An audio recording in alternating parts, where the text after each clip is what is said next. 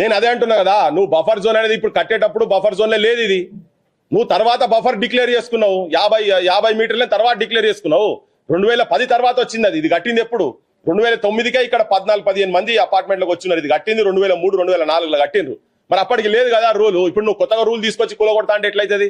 ఇంకొకటి, నువ్వు మొత్తం ఇక్కడి నుంచి అక్కడ దాకా మొత్తం కానూన్ ప్రకారంగా ఉన్నాయా? చెర్లలో కట్టిరని నీ ఉప ముఖ్యమంత్రి చెప్పిండు కదా ప్రెస్ లో పెట్టి. వాటిని గులగొట్టబ్బా. పెద్ద పెద్ద వాళ్ళ ఫామ్ హౌస్లు ఉన్నాయి ఇల్లీగల్ గా, వాటిని గులగొట్టున్నాయి. అదే చెప్తున్నా కదా, దామగుండంకి వెళ్ళి ఇక్కడ దాకా తోవల ఎన్ని ఎక్కడెక్కడ మూసిని కబ్జా చేసిండ్రో అవన్నీ ఖాళీ చేయని. ఖాళీ చేసినాక ఇడికి రా ఫస్ట్. ఇది అలా లేదు మళ్ళీ చెప్తున్నా. అదేమో డైరెక్ట్ నది బొడ్డుల నది గర్భంలో కట్టిండ్రు బంగ్లాలు, ఫామ్ హౌస్లు మొత్తం. అవి గులగొట్టని ఫస్ట్. అవన్నీ ఉన్నోని అవి గులగొట్టి ఇడికి రా. నువ్వు ఎక్కడ ఆడికెళ్ళి కదా నది ఎక్కడికెళ్ళి వస్తాయి? ఆడ వర్షాలు పడితే ఈ నది వస్తుంది. వీళ్ళు మొత్తం కబ్జాలు చేసి ఆడికెళ్ళి నదిని మొత్తం బంద్ చేసేసి ఇప్పుడు నేను గోదావరి నీళ్లు తీసుకొచ్చి జనానికి నీళ్లు తాగిపిస్తాను కథలు చెప్పుడు ఎక్కడ తప్ప నాకు అర్థం కాదు.